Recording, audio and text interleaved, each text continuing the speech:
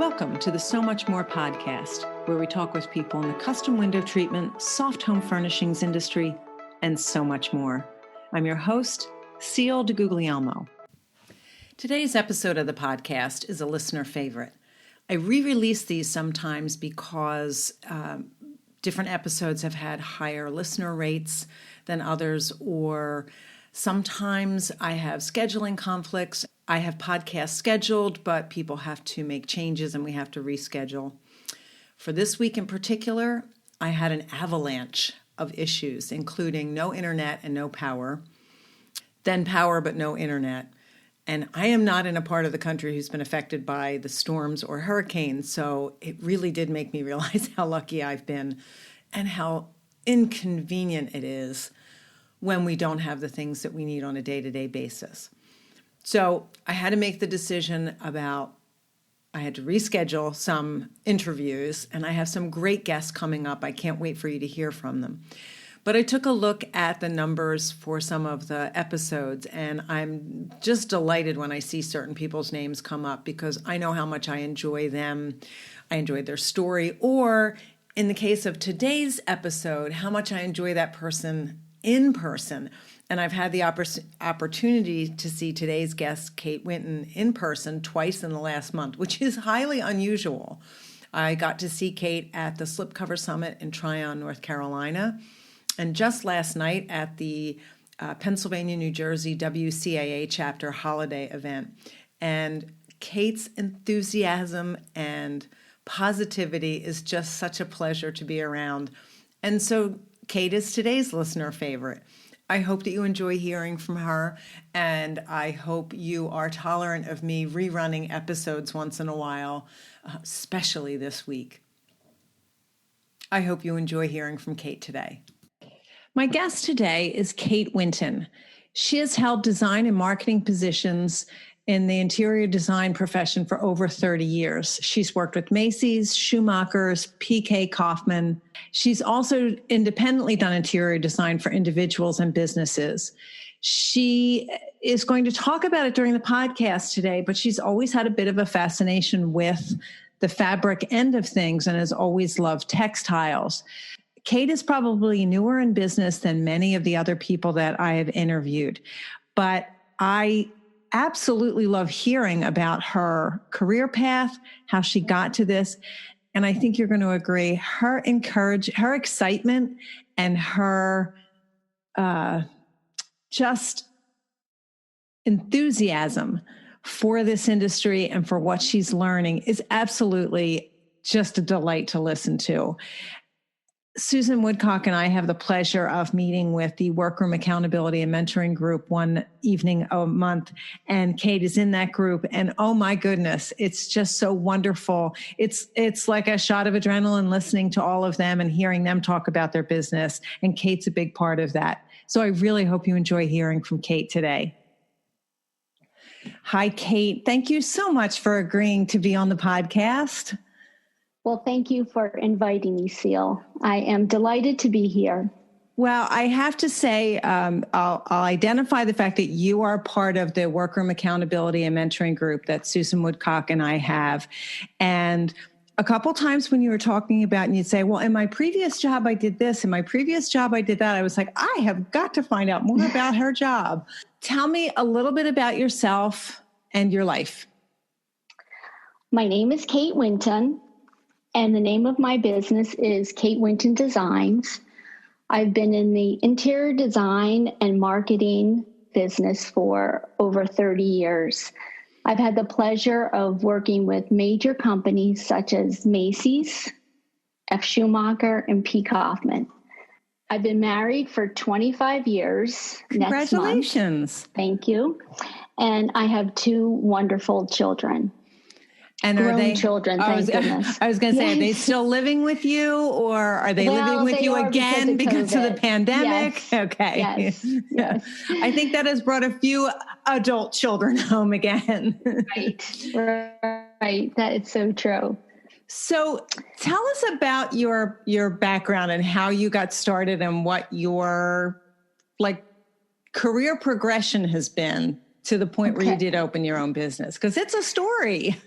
Yeah, it is a bit crazy, but to tell you the truth, I really believe my career started when I was a child. And that was when I would wake up.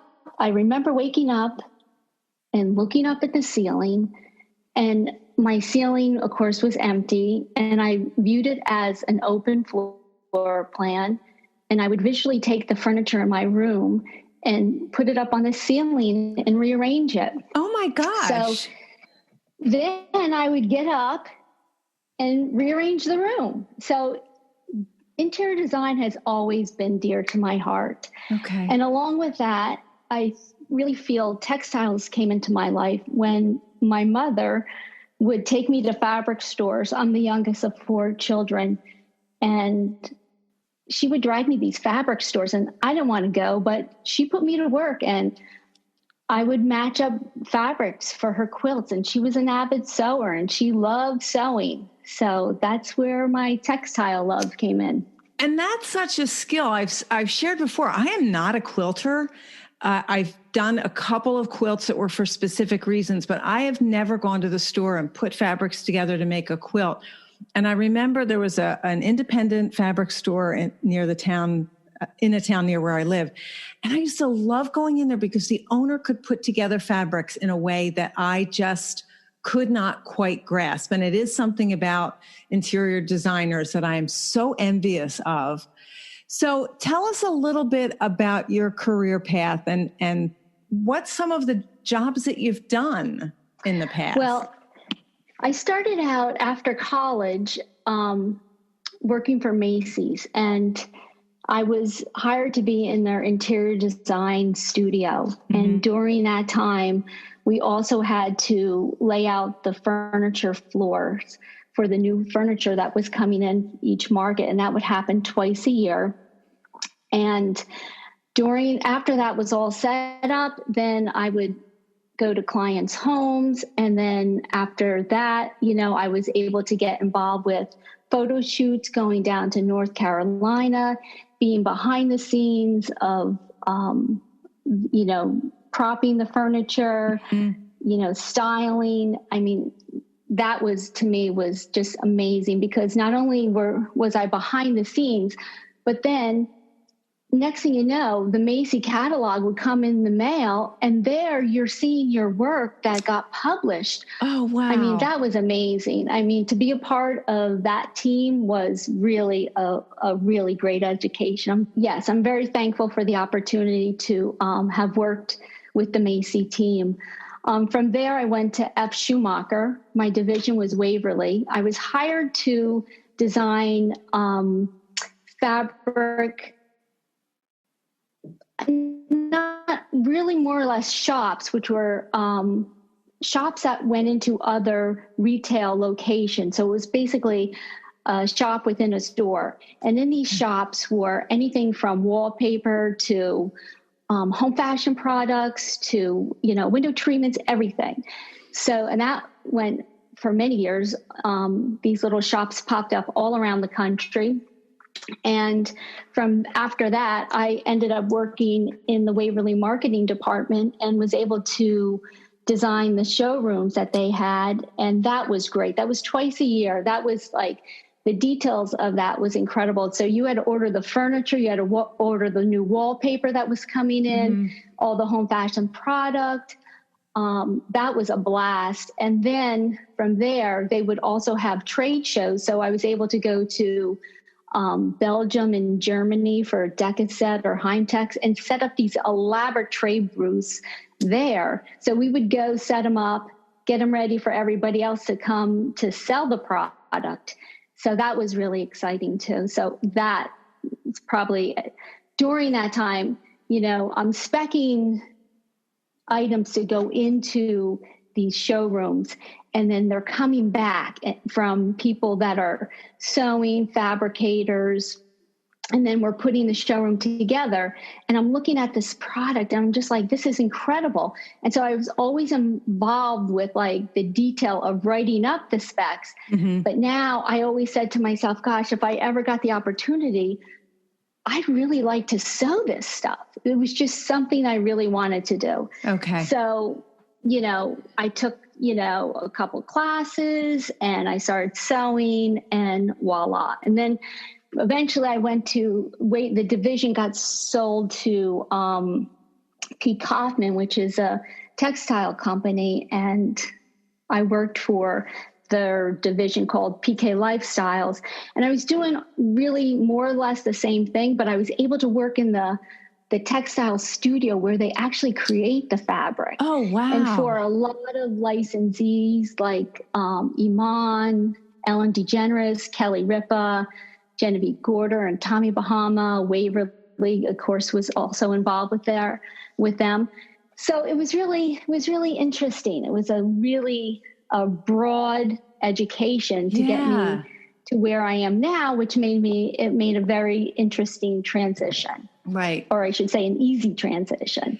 So one of the things that we were talking about that sort of, when we were in the WHAM group, we were talking about photo shoots, and you mentioned that you had been involved in them. And one of the things that I think some of us have a misperception about is how exciting it is and how fun it is.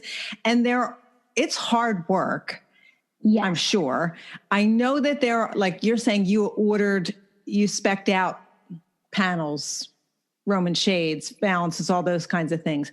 But then you get to the photo shoot and things have to be adjusted and pinned slightly differently because you weren't anticipating this.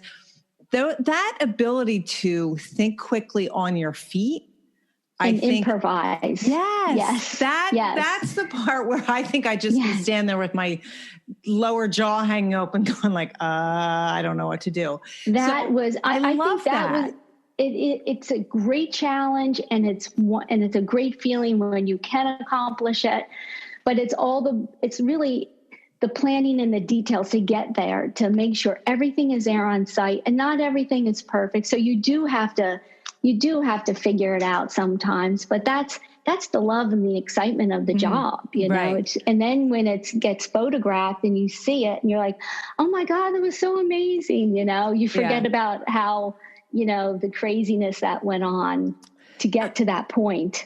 I also think, and many of us have noticed things either in photo shoots or in some of the Facebook groups, we've posted pictures from either HGTV shows or different programs where we hone in right away on the window treatment or the pillows or the slip cover that's not quite tucked in all the way. And we see those things. And I'm much more compassionate about that now, having done just a tiny little bit of that sort of thing, and realizing like there are so many details. It's easy. Like we'll all mention, why didn't they dress those panels? And why didn't they do this? Because we have no clue, all the people that are running around trying to cover all the bases. So I'm thinking when there is great attention to detail and somebody like you who's overseeing it, who does their job really well, I think that's probably the difference for when we look at a photo shoot, whether it's in a magazine or it's literally a layout, and we go, oh, that's beautiful. I think it has to have been so much more work for the person involved. Oh, incredible. But, I'm thinking back, I remember years ago doing the cover for Macy's, and it was a gorgeous cover. And we're looking through the camera, and there was a plant in the foreground, and we needed to prop it up, to make it look a little bit better, more realistic. So we used a paint can, and they shot it. It went through everybody's eyes to get approval, blah, blah, blah, blah. Next thing you know, it comes in the mail, and there's the paint can in the front on the cover, holding up the plant. No. Yes, we were hysterical laughing. And then we're like, oh, I wonder how many people are going to think it's okay to put paint cans in their living room, And did that become a trend that year? Oh my gosh. We laughed ourselves silly with that. That was crazy. But I think, wow. Don't you think, Kate, that's a really important thing to remember, that even with all those eyes on it, no one caught it. Right. Right. And you also mentioned looking through the camera. So I know that this has been brought up before in different groups, that sometimes you need to take a picture of the window treatment and walk away from it and then come back and look at the photo, because you see things in a photo that you can't see. And if you've been fussing over something, like whether it's a pleats and a swag, or if a Roman shade isn't quite hanging right, like just walk away from it and then look at it, like you said, through the camera, and you see things differently. This is not a great argument for that, since everybody missed the paint can, but I know. Really advertising should have caught that they were the end. I agree. But it does, the framing is important. And I know that our window treatments have to, the entire thing needs to look good. It just can't be the corner of a photo shoot. But we get so caught up in the details sometimes that we forget it's part of a whole room. It's not the only part. And I think it's a little bit freeing. Like, all right, if Macy's can put a paint can accidentally on the front cover of their catalog, I need to give myself a little bit of a break. Right. Oh, it's so true. So what made you decide to go into fabrication? Tell me about your business right now. What does your business encompass? What services? Well, I still do consulting. I do a lot of consulting for private clients, for interiors.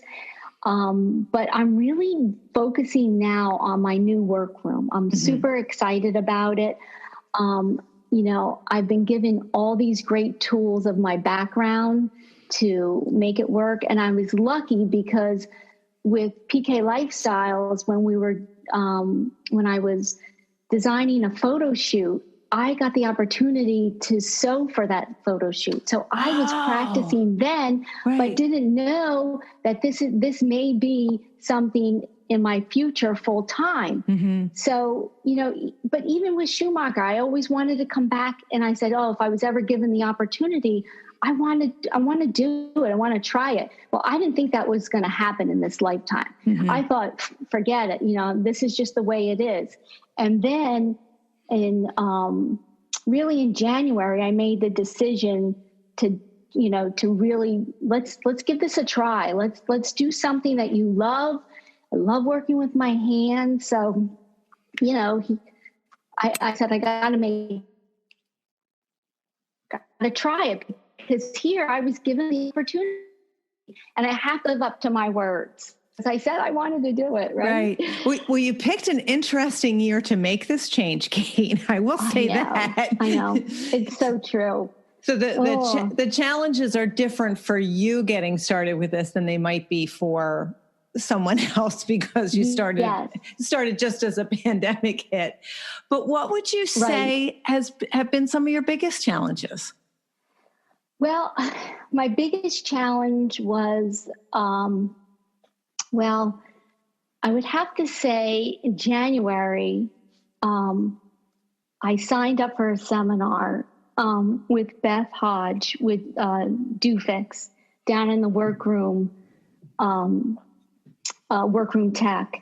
So that was my first real step to try to figure out what's going on. So I go down there and I take this class, and I am so honored and touched to have known Beth for that short period of time, that day, basically. And what a hoot she was. Oh my gosh. So after I took that class, I met Susan, and we talked about taking other classes. And when I got home, I signed up for 2 classes, a drapery class and a Roman shade class. And they were going to be in the same week. But then what happened was they got canceled because of COVID.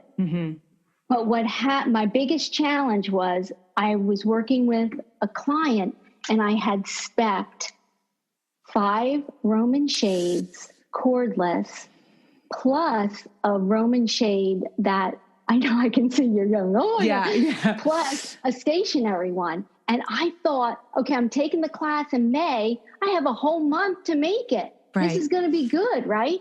Well, let me tell you, No, I'm nervous thinking about it.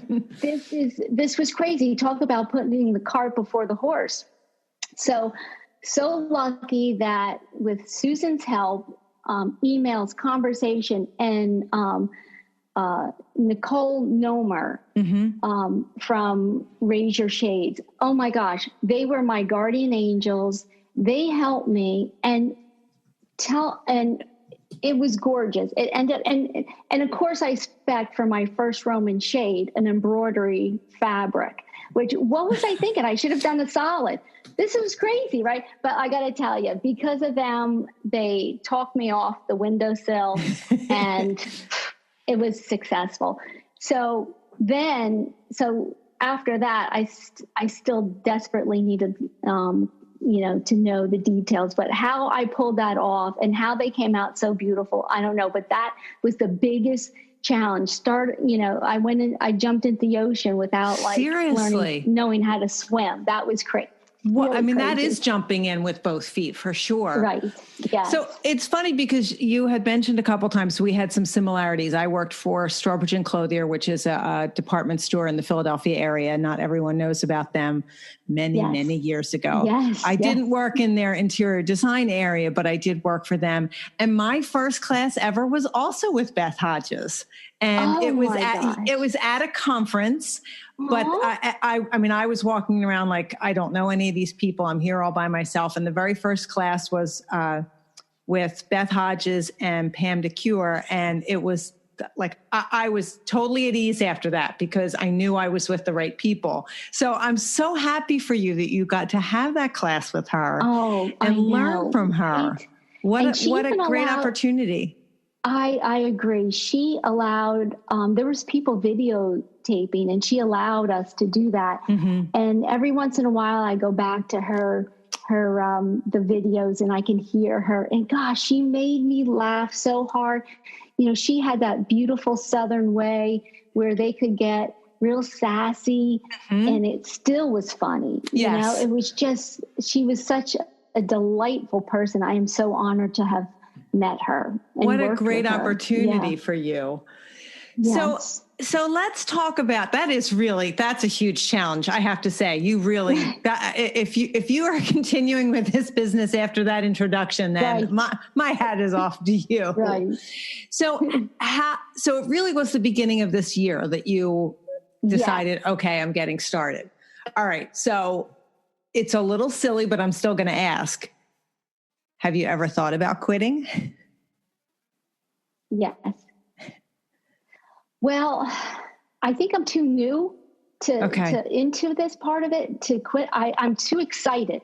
I got to tell you, I'm very excited, and I quitting's not an option for me right now. I don't want to. I just want to keep going, and I want to learn. Okay. Yeah, definitely. Tell me about what business purchases you made once you were ready to start this business. What items did you buy? Industrial sewing machines? What things did you buy to get started? Well, when I was down taking a class at Workroom Tech, I told Susan that I was interested in buying an industrial sewing machine. Mm-hmm. And she said that she knew of somebody in New Jersey that was selling their industrial sewing machine and also their serger. So she contacted this person, which happened to be Kelly Chitty, and she put me in contact with her, which was only a couple towns over, really. Well, 45 minutes, a couple towns over.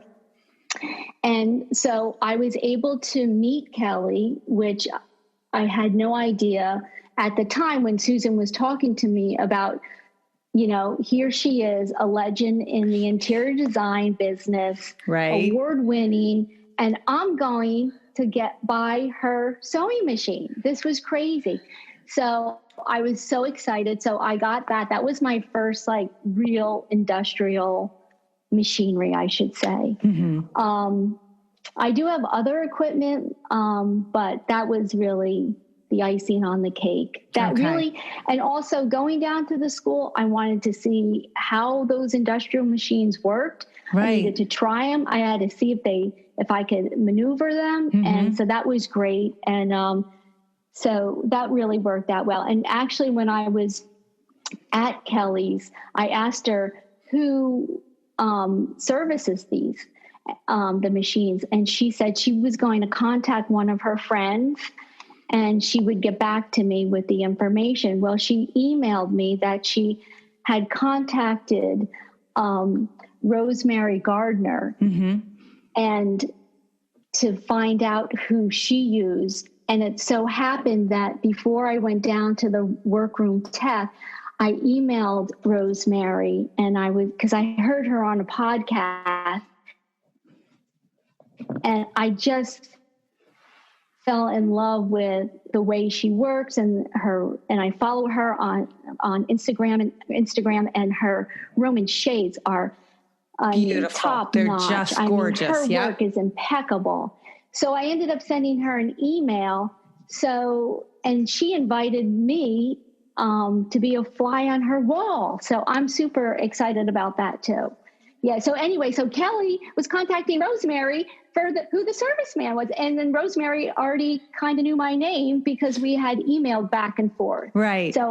So I'm really excited. So that's one of the things that I think is so awesome about our industry is the connections. And by the way, that's another thing that we have in common because I bought a blind hemmer off of Kelly Chitty and she gave me the gridded table cover that's on my work table. So that's awesome. That's so great. But that speaks to how generous people are. Yes. The work table, the gridded work table, Kelly won at a New Jersey WCAA Windows to Success conference, and she didn't need it. And she walked up to a small group of us and said, who needs a work table? And I am usually the last person to say yes or me. Like I look around, does somebody else need it before I take it? I was like, me, I need one. Oh my gosh, that's so great. But I also bought the blind hammer from her.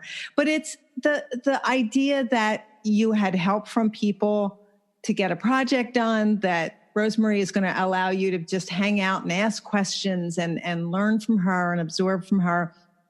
And you bought some equipment from Kelly, but she continued to help you by reaching out to other people. I mean, these are the things that just continue to amaze me and that I just love talking about in our industry, about how we can help each other out. I agree. I just think it's so important. I tell everybody, I mean, I've been in so many different fields of design and marketing. And I got to tell you, everybody has been really nice, but this industry, these ladies are so generous and kind. I mean, and also, including yourself, Seal. I mean, you guys are the icons of this industry. I mean, forget Hollywood. You guys are the superstars. You're the real stars. You work with your hands. You create. I mean, come on. I am so lucky. I mean, I said it on our Zoom with our WHAM group. I mean, I won the lottery. And when I say that, I don't mean financially. I mean with I'm so rich with excitement and it's just, I can't even tell you. It's thrilling to be a part of this industry. Well, and thank you. Those are very kind words. But one of the things that I enjoy, and Susan and I have said that meeting with the WHAM group, the Workroom Accountability and Mentoring Group, has been so uplifting for us because of the excitement. Everyone who's in that group is fairly new in the business or has not been in business for very long. And that exact word that you use, the excitement. And there are times when, I mean, we do it in the evening. It's at the end of the day. We've all worked all day. Some of the members have young children.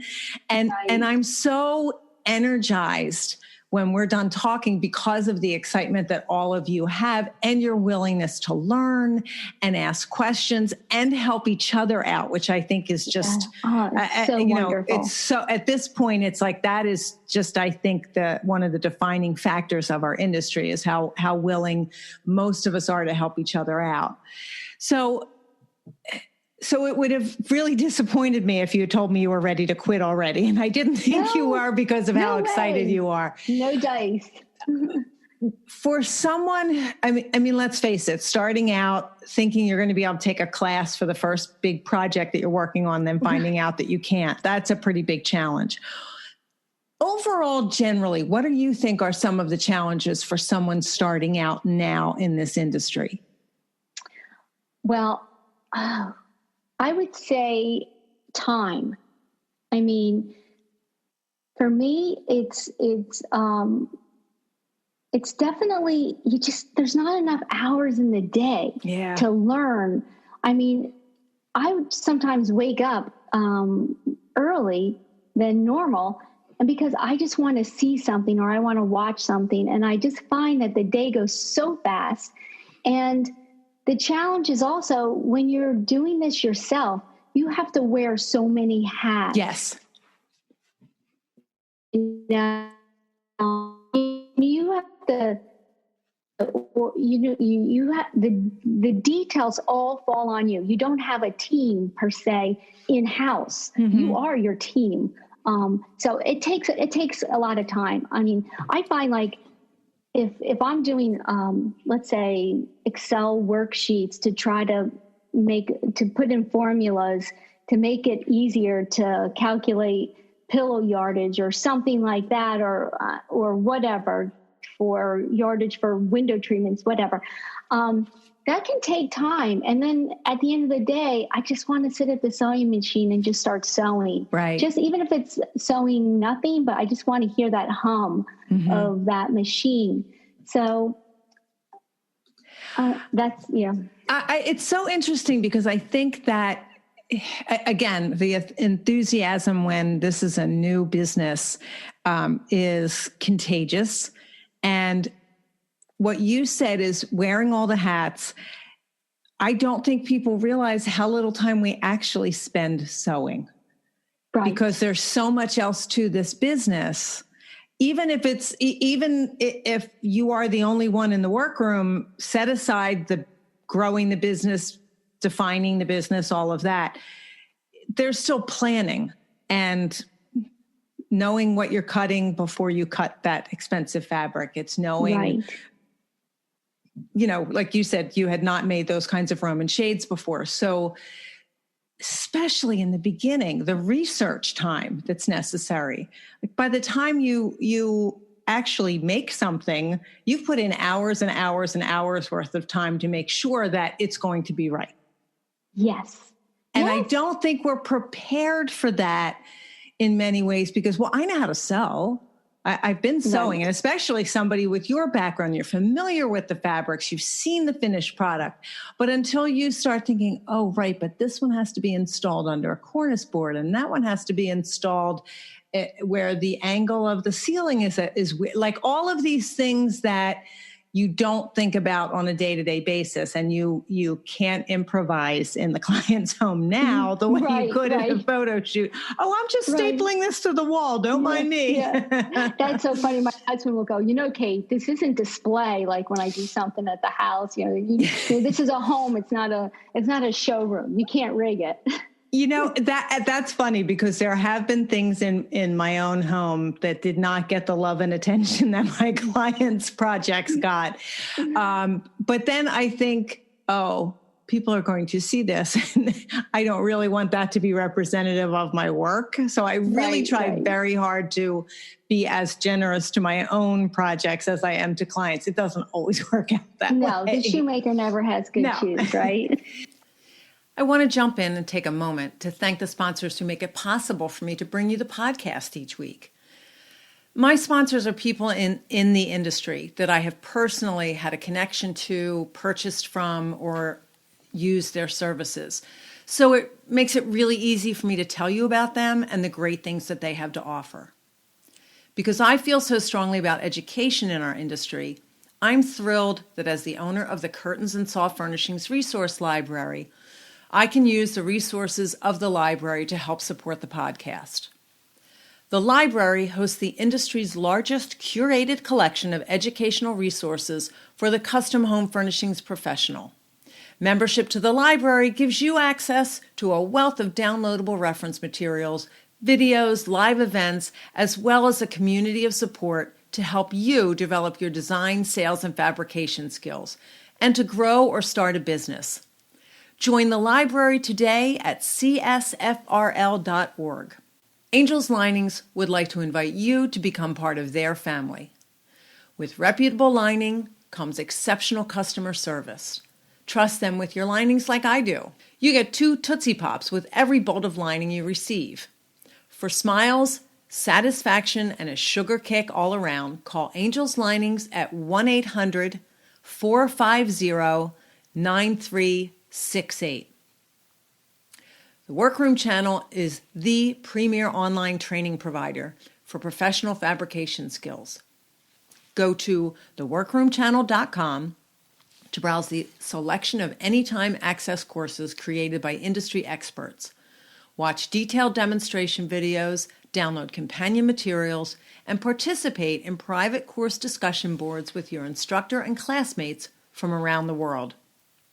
Start your course path today at theworkroomchannel.com. If you've listened to the podcast, you know how much I've learned from Michelle Williams. And I think most of my guests have mentioned taking at least one of her classes or gotten coaching from her. Her business is Scarlet Thread Consulting. Michelle loves to work with creative business owners to help them understand all aspects of their business and to use their gifts and talents to make it profitable. Michelle is a strategic profitability coach certified in the Profit First methodology, and she can be reached at scarletthreadconsulting.com. I've also mentioned my membership with the WCAA, and I'm now a gold level sponsor, where education, networking, visibility, and industry discounts are just a few of the benefits that are offered to our members. The Window Covering Association of America is the only national nonprofit trade association that's dedicated to the window coverings industry and the dealers, decorators, workrooms, designers, and installers that make up our membership. Join today at WCAA.org. WCAA, where you are never in business alone. I've also been extremely fortunate to be able to work with Merrill Y. Landis Ltd. It's a family-owned and operated custom workroom and product distribution company to the trade with over 70 years of experience. And in addition to their custom work, they offer a wide variety of decorative drapery hardware. They offer Stout and Flair 21 fabrics. They have Roman shade operating systems and assembly kits. They have motorization and workroom supplies, and they serve both designers and workrooms. And you can check out the MYL Advantage at mylLTD.com. Kate, I know it hasn't been a long time, but do you have a success for your business so far that you would like to talk about? A success. Well, my success is really, I would have to say, the joy that I get from my clients, how they're so happy when things are installed and it's so fresh and they love it. I would have to say that, but to get to that success, for me, it's a team effort on the outside, meaning it's the people that order the fabric, people cutting that fabric, people delivering that fabric, people doing all the stuff to get the items to me to make it. And then it's the team of working with the installer. And it's a group. It really is a group that brings this one project together. It's just not me, but the client, their happiness makes me happy, which then I would tell and the people that were involved, how they helped me to make this person so happy. So, I'm not looking for the glory. I love to pass it on, and I've always been behind the scenes. So it's important to pass, the praise along, because it really is a team effort. I love that. And when you have been working in the background like you have, I think you appreciate more how many people it took to get that project done. Yeah. I like that. All right. So absolutely. What would you say? I mean, I'm thinking about you trying to work on those Roman shades without being able to take the class. When something goes wrong for you, how do you handle it? What's your MO for a mistake or a failure? Well, like anybody else, I do get disappointed that I made that mistake, or, but, it's, you just have to, chalk it up to what? Education. It's a learning experience. And in the end, it's lint. You got to let it go, and you got to get going forward. And, and eventually, hopefully you'll be able to laugh about it. Yeah. So that sometimes it takes a little longer than other times, but yes, I agree with you. Kate, we talked about a success in your business, but how do you define success? Well, I would have to just say, like, all those team components, those people that help, to get to the end result. I mean, that's really successful. I mean, having the resources at your fingertips, knowing where to go to get it. And, I think that helps with the success. And again, group of people that we all need to get them to help us to get a finished product done. Yeah, it truly does take a village with what all of us do. Absolutely. So I know that you've taken some classes that have significantly helped you. I also know recently you got to be in person with Susan at Workroom Tech.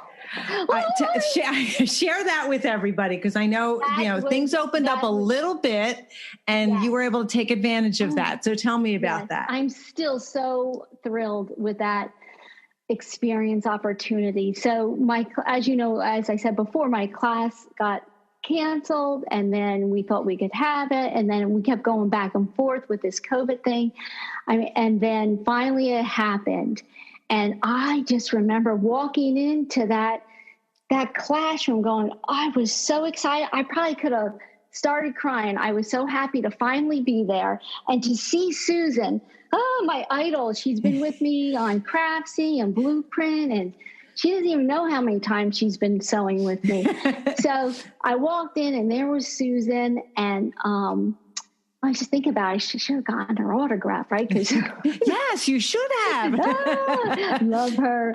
And so she was, and it was the new facility. I was the first student. I mean, Can you imagine? They were so kind, Susan, Roger, and I love her dogs. I got to spend 4 days with the dogs. Nice. When they came to visit. Yeah. And so it was 4 days. It was intense. It was 5. We started at 9. We ended at 5. It was 2 days for drapery and 2 days for Roman shades. Mm-hmm. And let me tell you, it was fabulous. If anybody out there listening has not taken a class there, you got to sign up. Susan's amazing. Even her online classes are just really, really wonderful. A lot of detail. Susan's a fabulous instructor. Really calm, nice. When you were working with Susan, did you find that there were things that were so brand new to you that you mind blown, or were there also things that you said, oh, look, I am doing this in a way that's good and professional? Did you have different experiences as you were going through the class? Yes. I mean, hands-on is a lot different from a craftsy class, or, a class like that. Hands-on, the experience when you were able to ask the questions right away and get that answer. Right. So when Susan, when she shows you a technique like the mitering on the back of a Roman shade, it is so amazing. And so it's custom. I mean, when first of all, when would you see that, right? Mm-hmm. That really, her attention to detail is really terrific. And don't you think, I mean, all of the opportunities that we have to learn, and especially now when in-person is more challenging, Yes. they're all fantastic, but to see something being done and then have the opportunity to create some muscle memory of your own by actually doing it. And if just the way you're doing a fold can be done a little more efficiently and there's somebody there to see you and Susan can, but if you turn your hand this way, those are the things that it makes me think about, like apprenticeships and journeymen and all of that in years gone by, because that's such a valuable way to learn and to do it, like to have Susan explain it, show it to you, and then you do it. That's just, oh my gosh, that is just such a great opportunity. Yes. And, it's great too, because,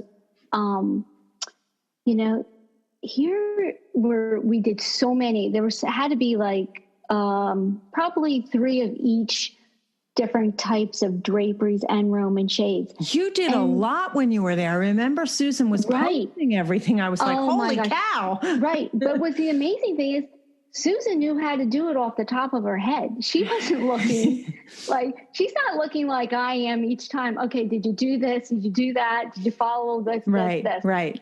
No, it came to her naturally. It was really quite impressive to, be in that aura during that time. And incidentally, I did take 2 of those. I took a grommet sample drapery I made and a Roman shade drapery, Roman shade to a client, and they love the quality. They not only picked them for their home, but they picked the fabric that I use. Oh, wow. And that was incredible because, one, they weren't supposed to have grommets and they weren't supposed to have a Roman shade, but I was just showing them, the quality. So that was crazy. And they had already picked different fabrics before this class. But they saw it made up in a sample and it changed their mind. It. Yeah. Yep. That's a really great point. Years and years ago, there were so many hands-on classes that I was able to attend. And Susan Kostelecki came to the Pennsylvania chapter of WCAA, and she did a trunk show. And when I tell you, the details and the gorgeous things that she did, and she said exactly what you said, that when you create something for the customer to look at and hold in their hand, it sells itself. Yeah. And she might go in and they would say, oh, I just want something simple. And she used to do this special leading edge with grommet panels. And then she would change the color that was behind, like peeking out from the grommet panel. So there were these like add-on sales that she would do. And they would be like, oh, I just want something plain. And by the time she left, they were getting these special grommet panel things with 5 seasons worth of, holiday, spring, summer inserts to do. And it was all because they could hold something in their hand. But how exciting for you at the beginning of your business and career with this to be able to do that and have that opportunity. Yeah, that was really, that was worth the class right there, right? Mm-hmm. Yeah, exactly. So I'm curious, Kate, we talked about wearing all the hats. So have you worked at all on the business aspect of your business, or are you focusing on learning fabrication methods? Or are you still setting up? Where are you with the business end of things? I have not set anything up in terms of the business end. That's a big challenge to me. Mm-hmm. I do have a folder that I keep all my receipts in, and it's growing, business receipts. And I did start an Excel spreadsheet, trying to identify what's for the business, and also, trying to, what does each item cost? Well, I started that and I didn't finish.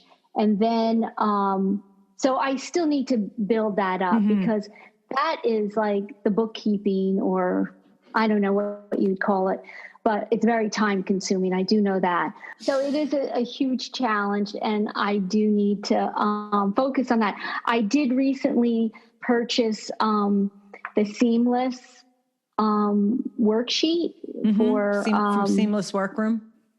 Yes. And so I started to dabble in that a little bit. So again, you need time. You need time to sit down and do it and to get fluent in it.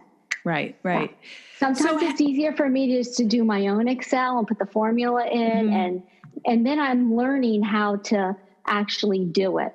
Okay. What, how the math works and how the language works. So that's helping me too. Okay. That's an interesting take on that. So are you using much technology in your business? I use my phone a lot. I record a lot on that.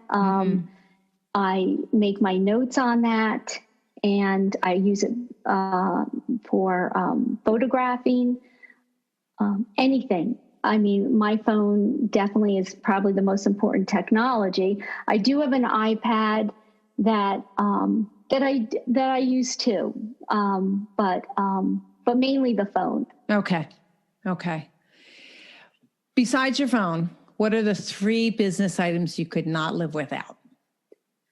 Well, I would have to say one would be my apron, because when I put that on, I'm in business. I feel efficient, and it puts my mind like you have your tools, they're on you, and you're ready, set, go.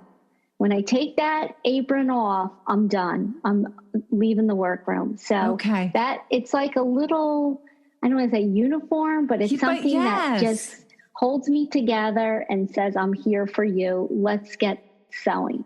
Oh, Kate, I love that. Whatever we're doing. I love that. And I have to say, like, you literally closed your eyes and were like imitating putting the apron on. And it was so great because literally I could see, like, you're ready to get started. This is, I love really, that. It's kind of like my uniform, I guess. Right. It says I'm in business. Yes. And the other thing would be my scissors and the sewing machine. Okay. Yeah. Okay. And I'm out of business if I don't have those, right? This is true. I love, and Susan has pointed out, like, needle and thread and some good scissors are really all most of us need to run this business. And that to me is still, I love technology, but I mean, even if I lose power, I can still hand sew. Like, there's just there's something so reassuring about that. I saw Robin Matthews posted, we had some storms a couple weeks ago in our area, and you're in New Jersey too. She was working by candlelight. Like, we can do what we have to do to keep on going. I'm anxious to ask this question. I don't always ask it anymore, but again, you talked about loving to hear the hum of the machine. Do you do any sewing for pleasure? I do, but believe it or not, it's more hand sewing, and I like to follow Alabama Channing, the School of Making, and so I've made a couple of her items, and I feel that's something that will make me sit in one spot, and I have to hand sew, which I love doing that, and before you know, you have this beautiful handmade creation, and I treasure everything that I've made from that. Okay. I'll put a link to their website. If you are not familiar with them, I like to just browse through it. I have not made anything yet, but that's on my bucket list. So I'm happy to hear that you've been doing that. Yeah. What is your favorite thing to make? Well, I'm really good at making pillows, but ever since my class, I might have to change to drapery and Roman shades. And so I can't pick a favorite yet, but whatever I'm sewing at the time. becomes my favorite. And then when they're created, I'm like, you're going to your forever home. Bye. Be good. I love Stay that. hanging. Stay where you belong. Kate, what do you do extremely well? I would have to say multitask. Okay. And multitask with being able to still focus on the details. Okay, because that's important. And not everyone can or should multitask. I'm probably one of those people. Right. And we all know creativity is in the details. Yes. What do you not do so well? Definitely cook. Look, there's something else we have in common. That is not my forte at all, nor do I want it to be. Okay. Yeah. I love it. I love it. What about you would surprise people? Probably that I have my private pilot's license. I did not know that. Yeah, it's something that I did after I graduated college. Mm-hmm. And I flew for a while, and then I got married, and then that flew out the window, right? So anyway. Do you still fly at all? Do you still have your license? I still have my license. It is not active, unfortunately, but I have a friend who her brother has his own plane, and I've been able to fly with him. Oh, that's exciting. So that to me was still a pleasure, Very cool. Kate, in what ways do you think you're resilient? I would guess, you know what? I don't give up easily. So, I love a challenge. I love to figure it out. I love to problem solve. So I would just say, just don't give up. That's a good one. All right. So you're just getting started, but you've been doing interiors and working for a long time. When you look at getting started in a business like this, what traits do you think a person has to have to be able to do this on their own? Because you've worked for corporate, you've worked for organizations, and now it's you. So what do you think a person needs to have inside them to be able to do something like this? Definitely a sense of humor. That's a good one. Definitely you have to be open-minded. And I think you really need to compromise. You can't do it all. And you have to just focus on the things that you can do and just improve them. And, and take classes.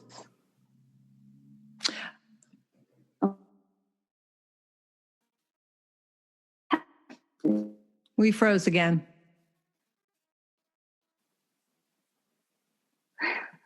Boy, that's frustrating. I'm so sorry, Kate, because it keeps happening over and over again. That's okay. It froze after you said take classes.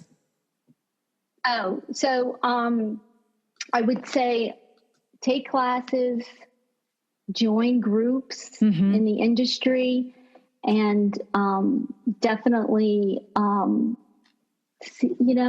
ask questions, even to the younger generation.